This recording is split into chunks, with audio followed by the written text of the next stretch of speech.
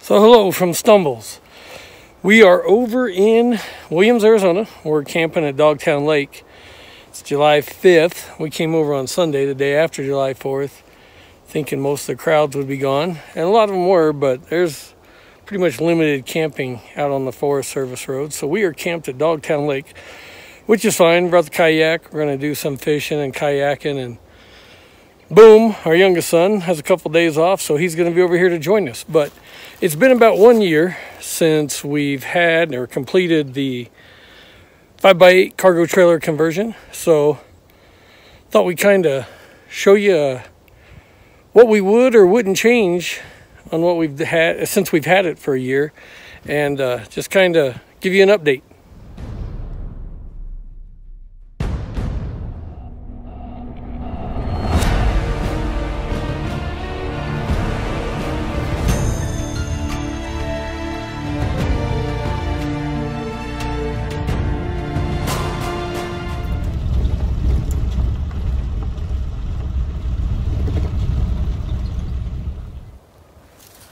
So as you can see, we only brought one kayak, and the rack system worked out great coming over here. We brought one kayak just because we've got the two dogs with us, and they don't fit in our little 8-foot kayak, so somebody will be on shore the whole time, so no reason to bring them both. But we brought them. The rack system worked out good, no wobble, nothing. The extension, the hitch extension worked out great towing the trailer. You can see down there so I don't trip over it. Got the Goal Zero Nomad 5 charging Fumble's vape pen. But as you walk up here, kind of show you what we did on the side here. The rack worked out real good. Got our seat cushion in there, live vest, and the oars in there, all filled up. So that worked out real good. And like I said, using the 18-inch extension, it was actually probably a little more than I need, but man, it sure made backing this little short wheelbase thing up a lot easier. So no complaints there. We're still using the Goal Zero Yeti 150.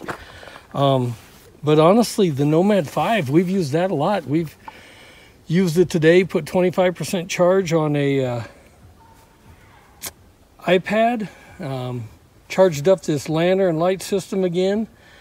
And it's over there now charging up her vape pen. But you can see we've still, a year later, still using the shower that we made off of YouTube videos we'd seen, and it works great. It's set in the sun all day. I have no idea what the temperature is that it gets up to, but it gets toasty. And even though there are porta potties out here or outhouses, we're not using them just because of the whole COVID-19. We thought it'd be safer, and we've got our own system, so why not? Anyway, you can see it works as a shower and bathroom both, and Fumbles has her towels all set up in there, and toilet paper, obviously. So we had some pretty good winds today, but this Stansport little pop-up shelter didn't move. We got it staked down to 4 corners and lined out. But once you put the porta potty in there, it might blow a little bit, but it never blows over. And moving over here, you can see the two pups. We got Summit over there and Buckeye. And yes, they will be sleeping in the doggy bunk bed tonight, which will come in here. A little dark, but hopefully you can see. Let me get a light. Anyway, you can see it's all set up for bed.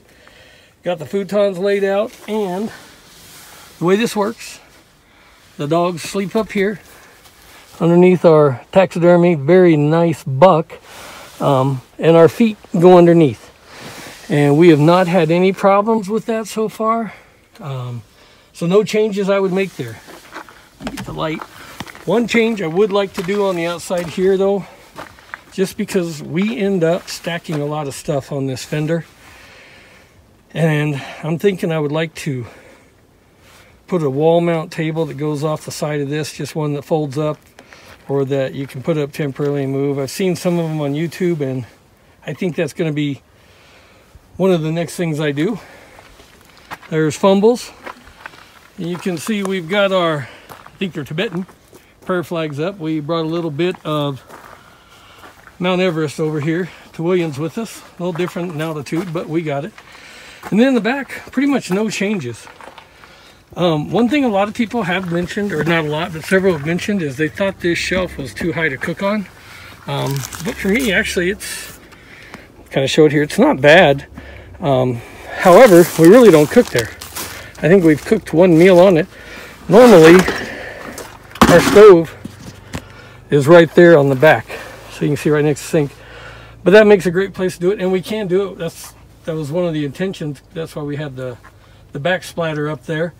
But anyway, it's been mentioned a few times that it seemed like it was too high, and maybe it is. Really, I couldn't have gone much lower with it, just because of where this wood here comes out flush and that folds up. I had to be able to mount it so that it goes in and we're still able to close the door.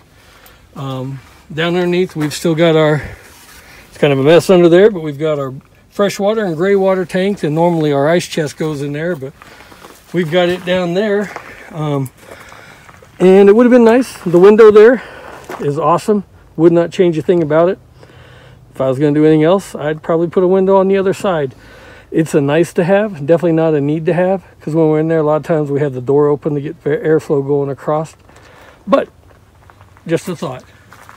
Anything from you, Fumbles, that you'd like to add? Yes, actually, one thing with the stove too is that a lot of times we have a camp table that we can put the stove on to cook. So even if we're not using this area, we can move it out to the table out there. But I like Stumble's idea about putting, like maybe buying a separate table or building one off the fender, because if we go camping somewhere that doesn't have tables, we don't really have a table to put any place. So that's something we could think about in the future. So I do agree with that. But that's all. I don't have anything negative to say, that's for sure. What about you, Mr. Buckeye and Mr. Summit over here? This is going to be his second night in the doggy bunk bed. So, but like I said, they do pretty good in it. Once they go to sleep, it's fine. But anyway, we're going to be camped up here for a couple days. So we will keep you posted on our travel.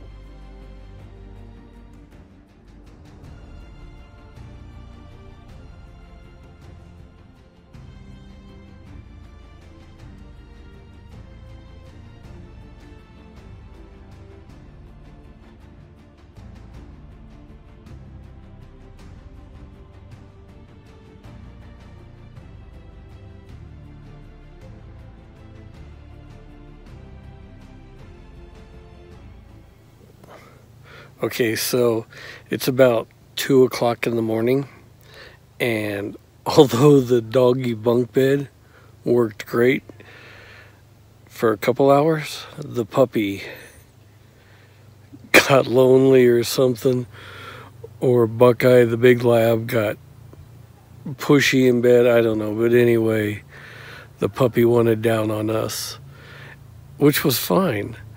He didn't take up that much room between our legs, but then he decided it was romper room or something like that and wanted up, down, in, out. So I gave him my side of the bed in the camper, and I am now sitting out here, laying out here in my hammock that I got for hiking, and I will now be spending the night out here listening to the coyotes. So talk to you in the morning. Okay, so last night was pretty interesting. It was a little rough, and that's what happens when you bring 2 dogs with you on a camping trip. And Buckeye, our lab, slept really well in the doggy bunk bed. But Summit, our puppy, was just wanting to sleep with us. He did not want to stay up there. And that would have been fine, and he could sleep with us, but he kept moving. He wouldn't sit still, so we tried everything. I thought maybe he had to go to the bathroom. We took him out, brought him back in, and he still did the same thing. So it ended up that poor Stumbles went and slept in his hammock because it was too much. So needless to say, I think he hardly got any sleep. So that is the truth of camping with dogs. Sometimes you forget Arizona's got so many of these high mountain lakes, but Like I said earlier, this is Dogtown Lake, just outside of Williams. And this one was being a little hyper this morning. Not a little bit, a lot of hyper. So we got him out, gonna do a hike around the lake. Should be probably about a mile and a half, 2 miles when we're done, but he needs to burn some energy before I get out on the lake. But it's really full here. There's times here in this reservoir we've seen it pretty low. But didn't catch any fish last night, but Boom and I will give it a try today. As you can see, there's a pretty nice trail that you can follow, and it may not be the Pacific Crest Trail or the CDT, but it's a pretty nice little trail. It takes you all the way around the lake. I think it takes you all the way around the lake. So we've made it up to the far end of the lake. Looks like this is, I assume, the inlet area. Kind of trickles out there. You can see the trail goes up, and I'm going to assume it goes up and around up there back to the other side. But we're going to trek back the way we came. Boom just got a hold of me, sent me a message and said he was fishing on the far side. So we'll go back this way, see if he's having any luck.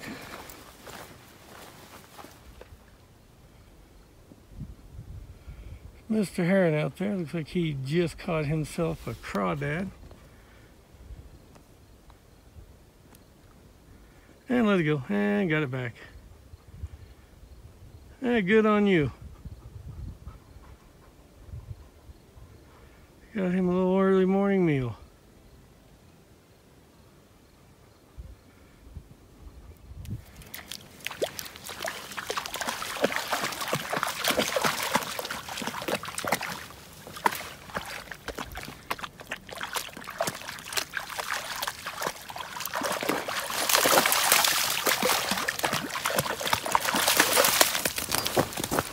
Whoa, easy there, hot dog. Did you get cooled off? All right, let's go. All right, so we made it back to Boom's fishing spot. See, it didn't take him long. Got already nice little rainbow on there. What'd you catch it on? Just power bait. Power bait. Power bait and sinker. Guess we know what he's eating tonight.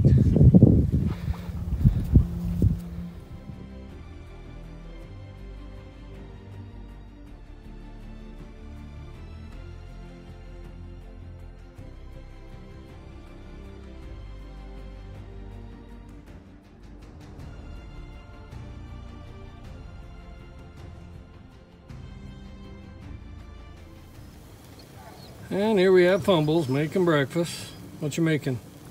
Scrambled eggs and pre-cooked bacon. Pre-cooked bacon. Hey, it works. Yeah, it does. Makes it easier, less cleaning. Yeah. All right, any plans today? No, not so far. Our son's fishing, so I guess we'll just kind of play it by ear.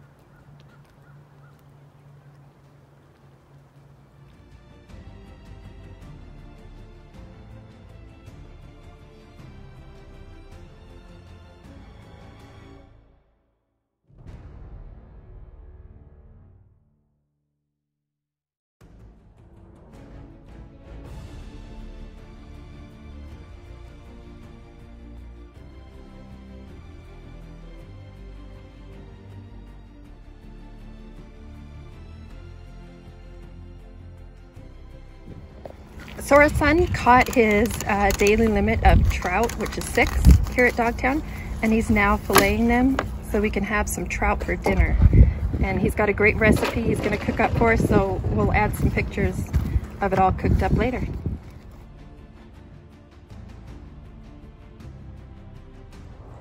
Fumbles here, and we are closing up our camping trip. We had a great time.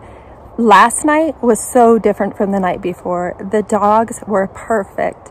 And Buckeye, our lab, slept up on the bed, no issues. This time we let Summit sleep down by our feet. So he actually crawled under the bunk bed, but he slept all night, and we both got to sleep in the camper. So it was a great night. Now we know what works.